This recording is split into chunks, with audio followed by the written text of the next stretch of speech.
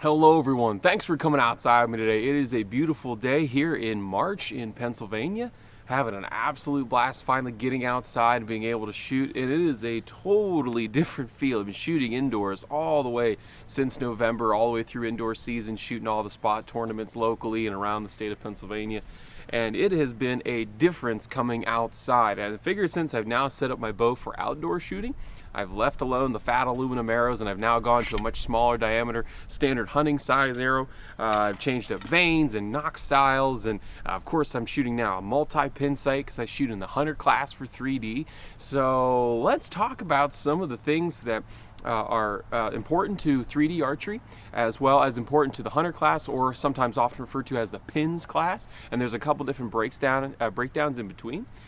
So let's just go ahead and dive right into the setup and how I set up my equipment and what I think is more of the important factors for you when you start shooting outside and you start shooting 3D, whether it's just for fun with your buddies or in a tournament setting. So real quick, we'll run down over the equipment, and then if we want to talk about a little bit more of the ins and outs of everything a little bit later. This is an Elite Victory. It's a 39-inch axle-to-axle. It's the same bow I do shoot for indoor. I got it in November of 2019, and I've really been liking this bow. Really holds really well on target. The grip is a little bit different than on my Energy 35. It's a little bit wider, a little bit flatter back, less of the banana style grip that you have on E35. Not that I didn't shoot that bow poorly, won a couple of things with that bow, but the weight of this bow, the way it holds, is doing well for me so far outdoors. I'm kind of flip-flopping back and forth. But when it comes to 3D in the hunter class, you can shoot a longer axle-to-axle bow. You can shoot a target bow for your hunter or your pins classes. The bow itself does not matter. There's no regulations on that. There are regulations on your stabilizers, sights, and sometimes your arrows, and we'll talk about that here in a second. I'm shooting the Hamskea. This is the Trinity. This is the Hunter Trinity, so it has a wider blade. I'm going to hunt with this. I shot it all indoors. It's been a fantastic rest. It's a limb-driven rest. As you can see, I have it connected here to the Y inside the limb of my solid limb bow here. And it's been running really well. It's super easy to tune, has micro adjust knobs, just a really nice rest, really enjoying it. I'm shooting a standard peep, no verifier, no clarifier. So far my eyes are okay, though I can see that my right eye's starting to go here at the ripe old age of 28. This is a Trophy Ridge 3-pin sight. It is a toolless sight. You do have an Allen key, but it does to loosen the lock nuts, but then everything else is toolless, which is really nice. I like running a 3-pin sight for the hunter class, and I'll talk about that here in a second. I don't like having 5, 6, 7 pins. The max distances for the hunter class usually is anywhere between 35 to 45 yards, depending if you're shooting a known or unknown league or a known or unknown tournament or shoot. And if you're just shooting around with your buddies, it doesn't really matter what you shoot. But then also with the stabilizer, this is a 12-inch. I have 4 ounces up here on the front. It's a 12-inch octane stabilizer. It's just so what I have. That 4 ounces works well. In the hunter class, you have to have stabilizers out the front that are 12 inches or less from their point of contact with the bow. Your back bar for most, though, can be whatever length you want, and you could run as much weight as you want. So you could really set this bow up to be just like the open class guys who can shoot the 30-inch stabilizers. You can add as much weight as you want. The only thing, though, is you can't have your sight move. So you can't shoot a slider sight. Even if you don't have a lens in here, which there is no lens, you can shoot a verifier here in your peep, but there is no lens here, so even with a single pin sight, you're not allowed to move your sight in the hunter class. Once it's there and once you're done with the practicing, once the scoring rounds start, you're stuck. So once you get everything sighted in, you can't move it. So unless you shoot a super fast bow and you're only shooting like maybe 35 yards max, you're shooting a single pin sight's not an option for you. You're going to have to go with multiple pins. And like I said, I like to run 3. And let's talk about the pins here. Actually, real quick, let's talk about this band. I have a gum band or a big rubber, like a wristband that you would use, just to have logos on it. This one represents my local school that I teach at. And what I've done here on this Trophy Ridge is I put it around the outside. It looks kind of ridiculous. But what it is it's acting as a light barrier. So there's a lot of light gathered into these pins, in particular on a bright sunny day like we have here today, because this is a hunting site and you want to collect as much light as possible when you're in the dark woods. But if you're shooting at 11 o'clock in the morning, 10 o'clock in the morning, 1 o'clock in the afternoon, and you're shooting a 3D course and it's partially open like this, you get too much light in here and your pins will just blow up. And particularly, I'm shooting towards the sun right now, so my pins get really bright, and at maximum distances of like 35, 40 yards, they just blur into each other with my pin gauge. gaps. And so I have this band on here to cover up a lot of that extra fiber. It tones down my pins a little bit, and I can actually see the target. Now the reverse is also true. You can add a light, which I don't have because these pins are just so bright. You can add a light to brighten up the pin depending on if you're in a darker setting or if it's a particular target and your pin color, be it red, green, yellow, or blue, that it does kind of blends into the target and you can't actually see it all that well. I don't have that issue, at least for my eyes, so I only have to tone down my pins instead of adding a light. A lot of guys do add a light though for those particular targets, like white targets like ram, doll sheep, the taper, that sort of stuff. But for me, I actually have to dull down my pins, so that's what I use that for. For my arrows, I'm shooting my standard hunting arrows, and I don't shoot fatter arrows outdoors. I've looked into it a lot, but it's a lot of money. You know, your 22, 23 diameter, 24, 25, 26 diameter shafts that a lot of guys will use for 3D, and particularly in the open class, they're pretty expensive, but also you'll notice I have, in this case, 125 grains up front. It's a screw-in point. In a lot of cases, your hunter classes, your local leagues in particular, will require you to shoot a screw-in point, just like you would shoot a screw-in broadhead for hunting in the woods. So I have to shoot a screw-in point, and that's just extra components. And really, if I'm going to buy a larger diameter arrow, I'm probably going to shoot it for indoors. I'm going to have a glue-in point, but for bow hunting, have to have a screw-in point. I'm shooting Bohning heat vanes. These are a much lower profile vane, very quiet, very forgiving. I'm actually enjoying them, although with the wind, with this amount of weight up front, even they kind of fishtail a little bit, but I'm still getting really great accuracy out to 40 yards, and the wind will just do that. That's just kind of how it is no matter what kind of arrow you shoot. Total arrow weight's about 446 grains, so it is heavy for a 3D arrow. I would like to run like an 80 grain glue and nib, but I tried that. I wasn't getting the tune I wanted. These 125s with a standard insert was shooting a bullet hole through paper at 8 feet and was tracking really well outside, so I can't knock it.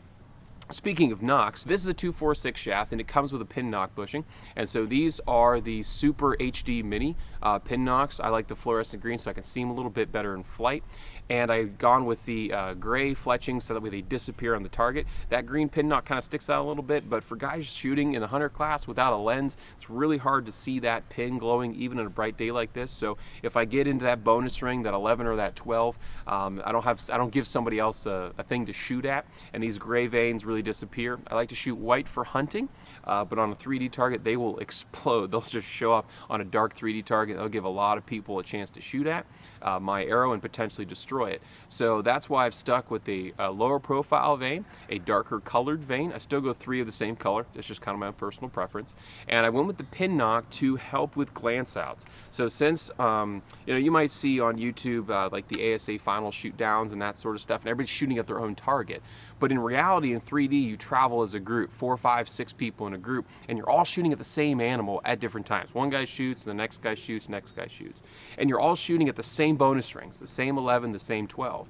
And they're not that big, you know, 1.5 inches, 2 inches at the most, and sometimes they're smaller depending on the size of the 3D animal. And you're trying to fit a lot of arrows into there. And if you are the first one up there, and you put one right into the center of the 12, everybody's going to be shooting unintentionally, but they're going to be deliberately, to an extent, shooting at your arrow. And if you're not running a pin bushing or a unibushing system, you're going to get a lot of chips on the back of your carbon. You're going to get a lot of Robin Hooded arrows from other people shooting, and you're going to ultimately have a bunch of broken arrows, and no one wants that. I don't want to do that to my own arrows in the backyard, let alone have somebody else do it. Like I said, it's not intentional. Some people do deliberately do it though, because if you stick an arrow into the back of somebody else's, wherever their arrow is, they get that score too. So if I put it in the 12 and then someone else Robin Hoods my arrow, also in the 12 ring, then we both get a 12. So here I am. I just got my bag target here set up in the yard, and I'll talk about sighting here a little bit.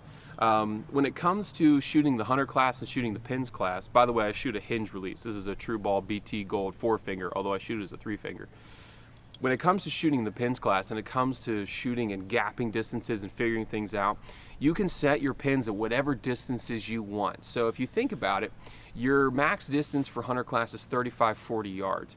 And quite often you're shooting with other people in your group, in particular on the first day of shooting, that are also shooting in different classes. So you have an open class guy, you might have a youth, you might have a female bow hunter or a female open as well, and they shoot at different distances. So if my max distance is 40, oftentimes the open class guys with the big long stabilizers and the scopes and all that stuff, stuff, they're shooting at 50 and the women might be shooting at 30. So if we come up to a target and it's max distance, it's 40 yards for me, that means the women are shooting at 30 yards and the big guys in open class are shooting 50 yards. So what that means is that with my pins set up, I don't have to accommodate for that 50-yard shot back there. I'm never going to get to it. So if my bottom pin is 40, that's my max distance, or somewhere around there, I can kind of pick where my first 2 pins go based on how many yards I'm probably going to have to experience on a course. So let's say this, for example. If 40 yards is my max distance, that's 100% of my max distance. And most of the targets in hunter class and in the open class, to accommodate for the shorter archers, so that 30-yard distance, will be in that like 80 to 90% of your max distance. So I know this kind of sounds confusing, but if you think about your 90% of 40 yards, right, that's 10% less than 40 yards. So you're in the upper 30 yards, and that's mostly where a lot of my shots are going to be, from 30 to about 37 yards. That's where most of my arrows are going to be. Maybe I'll get that occasional chipper at like 23, 25 yards, but that puts me at half my distance, which means that the 30-yard people are at 15 yards, and that's a really close target. And the open guys are at 30 yards, which is a chip shot if you're shooting with a scope and a lens. So most of the shots here, I don't experience beneath 25 yards. So if I have my top pin set for like 23 yards, that'll cover me from 20 to 25, depending on how I want to gap it. My second pin's at 32 yards, and that'll cover me from 30 to 35, depending on how I gap it. And then my bottom pin's at 40, which will cover me from that 36, 37, and back to 40, which is my max distance. So like I said, my pins are set right now at 23, 32, and 40, and that covers 99% of my shots. I'm not going to get that wonderful 20-yard shot that we all like to have in the woods, or that 15-yard shot, because 15 yards for me is less than 50% of my max distance, which means the women and the youth will be shooting at like 8 yards, and that's just not going to happen on a 3D course. So here we are. I'm going to say, just kind of first glance, we're definitely not 20. I'm going to say we're about 23 here. So I'm going to go pin on in the center and just see what happens. And it is perfect. Now granted, I am shooting in my backyard.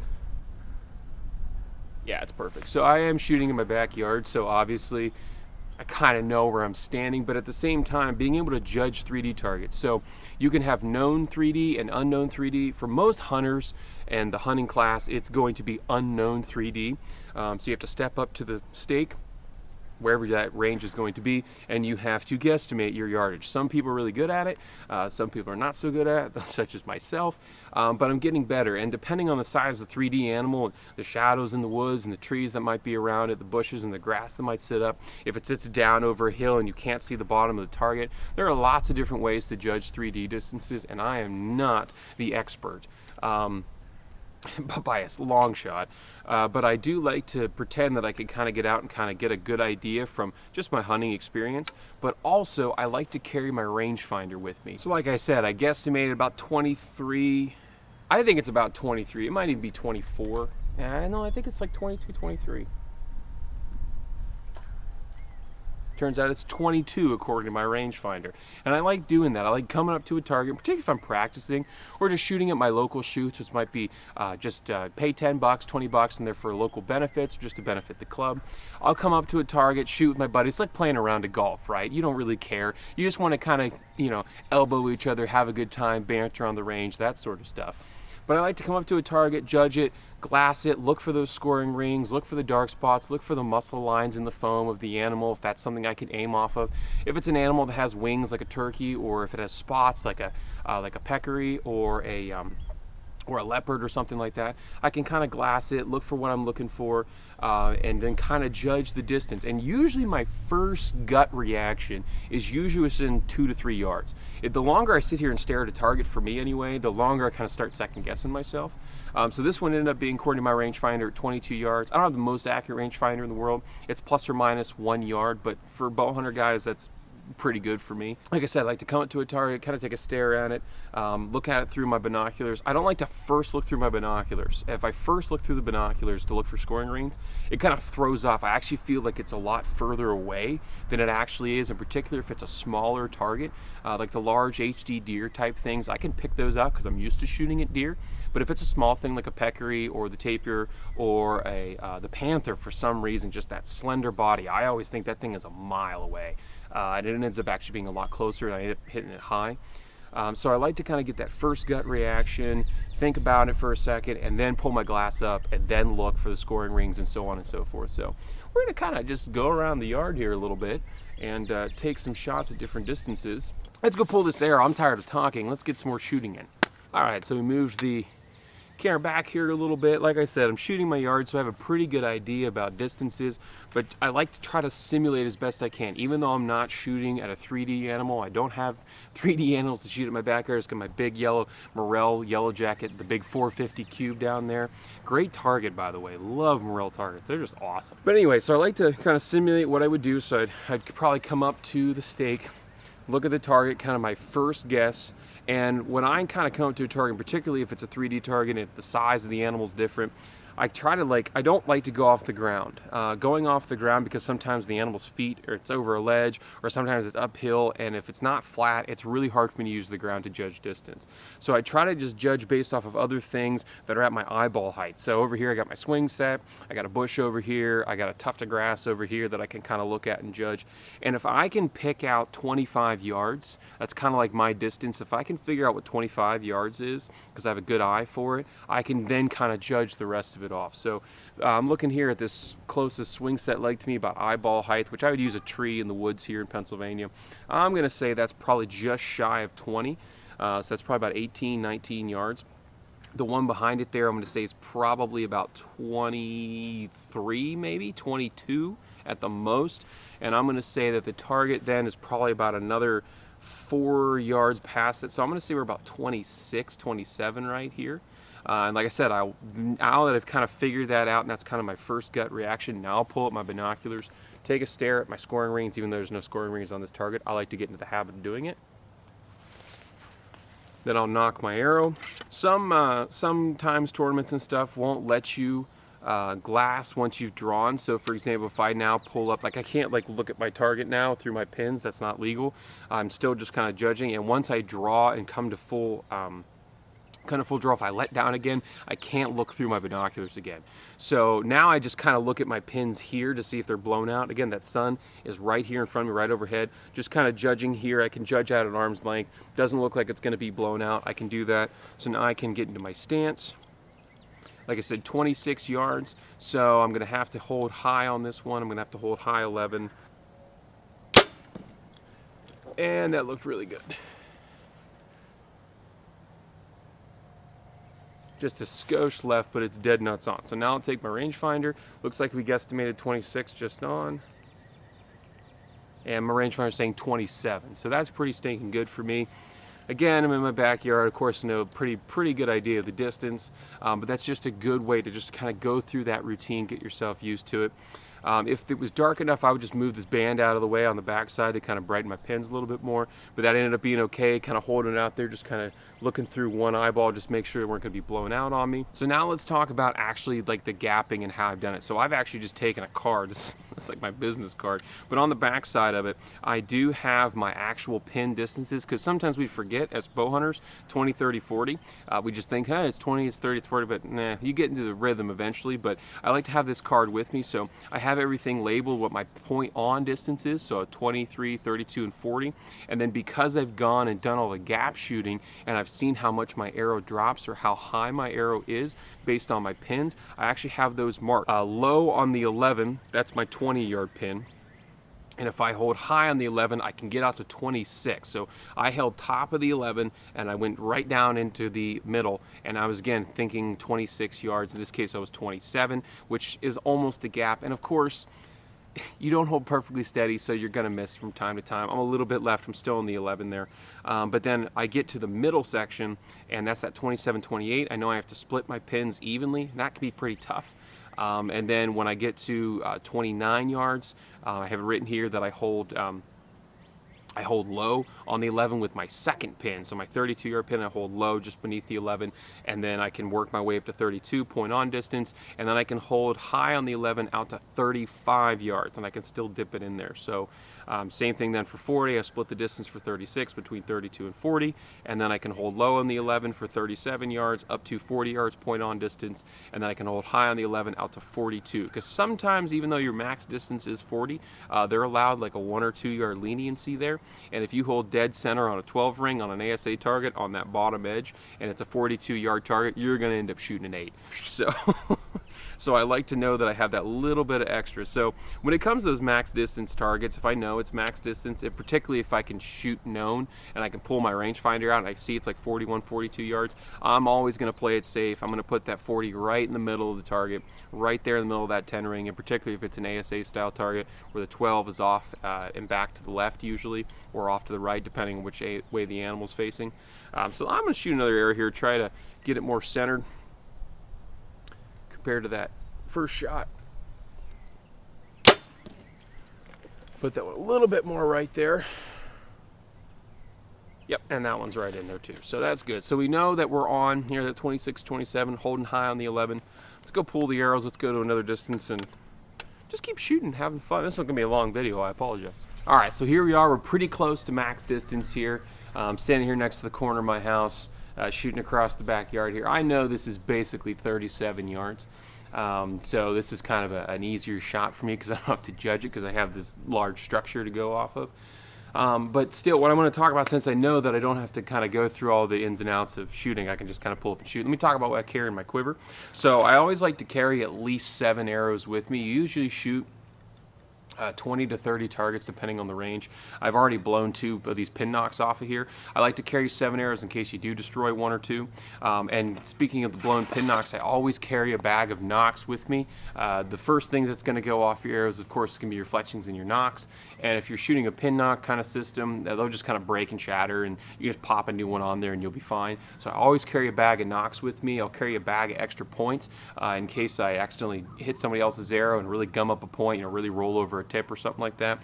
These arrows have a bullet point system on them, so they're not going to track through people's arrows as much. That's just because I own these points. I didn't buy anything that's more of a top hat look, much pointier look to track into people's arrows. I don't really like to destroy people's arrows, so I don't mind shooting a bullet point. Kind of like to be nice on the range.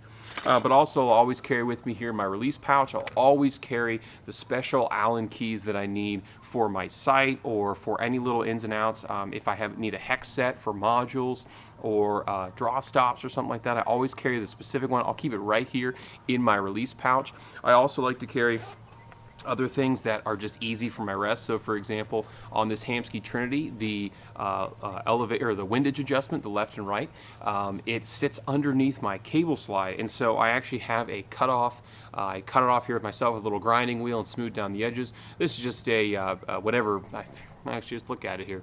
4mm just for the Hamskea Trinity, and that way I can fit that underneath and loosen that nut, and I can make windage adjustments if I need to. I bump my bow and I see it's off of its mark. I also like to carry some golf tees in here because it's always fun just to have stuff to shoot at that's small and finite. So I'll carry golf tees, and they also make for really good target pins if you're shooting indoors throughout the winter. So I always keep a couple of those on hand.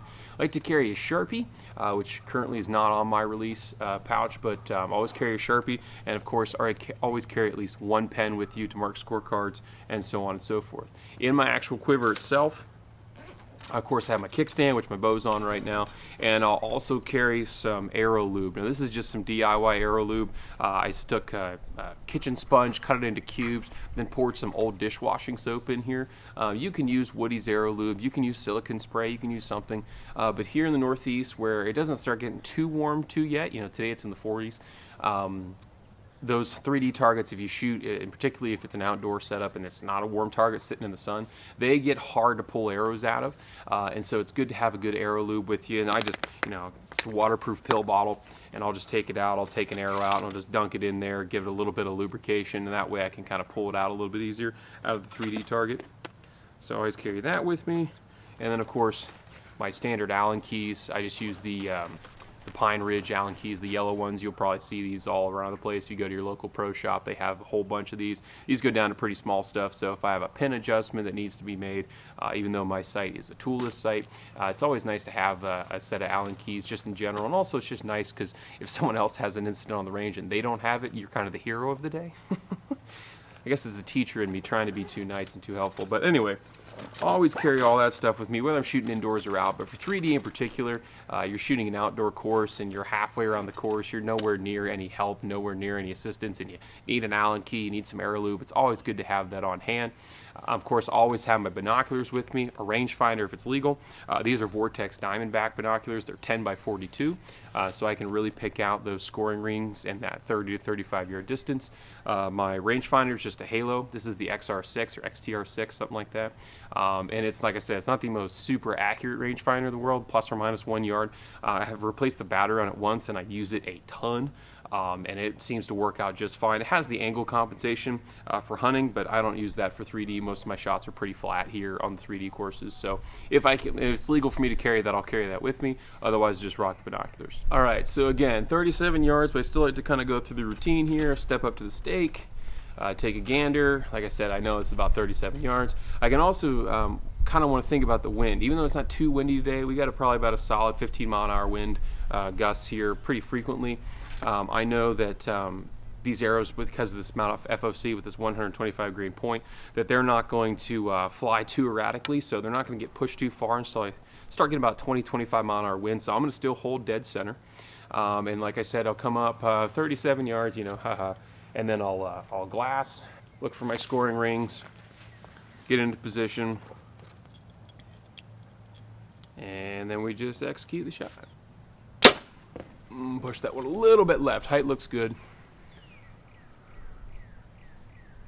Oh, it's in there still. It would have definitely been a 10. It might be sniffing the 11, but center 11, but it's definitely a 10. Just a little bit left there. Height's perfect. Again, I'll still go ahead and range it just to have, for out of habit. And we're at 36 yards, so 36, 37. But one thing also too I want to mention, you can't see my feet right now, but there's between my neighbor here and my house, there's a little drainage here for all the water that comes off our backyards to go down to the road. And so I'm standing at an angle. My toes are actually higher than my heels. And this is an important thing for you to practice. You know, we always talk about practicing from a tree stand, or if we hunt out of a saddle like I do, you practice from your platform, getting used to those shots. You want to practice getting used to standing on uneven ground. So when you shoot 3D, you have to be touching the stake with one of your feet. And it could be the toe, it could be the side, so you can kind of pick your foot arrangement. And unlike at a 20-yard range indoors where everything's flat and concrete, you might have a rock over underneath your left foot. Your left foot might be higher than your back foot might be higher than your front foot. You might have to stand a little staggered. So because my feet are definitely off here, I'm sticking my feet a little bit wider apart, so that way I kind of get more of a firmer base to adjust for that. And you're going to want to get used to that, particularly if you are going to shoot in a hillier terrain. You know, your local courses, your local tournaments have more of a rolling hill or a straight up and down shot. You're going to want to get used to that rough, uneven ground under your feet, and also that kind of use of you have to put your foot somewhere. You can't just pick your shot like you would when you're just sitting in your tree stand or at a 20-yard indoor range. So let's put another arrow down range. I'm going to see if I can really drill the center. Like I said, this 37-yard distance is or 36-yard distance is pretty stinking close to where I'm going to shoot about 75% of my targets. That was a little bit high. My 40-yard pin, yeah, it's just a skosh high. Good left, right, but skosh high. My 40-yard pin came up. So again, looking at my gap card, we're at 36 yards. That means I need to gap exactly between my 32 and 40-yard pin for the way my arrow drops, and I ended up being a little bit too close with my bottom pin. So I ended up shooting it almost like a 37, 38-yard shot. So I still would be in the 10, but I ended up being a little bit low, or a little bit high, excuse me. So my light was good, everything was fine. So I executed a good shot, still had a good score. But just something to keep in mind when you're gap shooting. You got to watch not only your top pin but your bottom pin as well, particularly if stuff's getting distorted. So anyhow, this was a long, drawn-out, rambly video, but I'm glad that you stuck around. Thanks for watching today. I appreciate it. I'm going to keep shooting around the yard here, enjoying the fresh air and the sunshine. If you have any questions about 3D archery or any other part of my setup that I didn't touch or didn't touch on enough, please do leave a comment here on YouTube. You can hit me up on Facebook and Instagram. You can even send me an email. That's in the description below. If you have interest in any of the gear, I'll try to put all the links down there as well. Hope you're able to get outside, enjoy the sport of archery hunting if you so choose. Definitely enjoy God's beautiful creation, and we'll get to see you next time.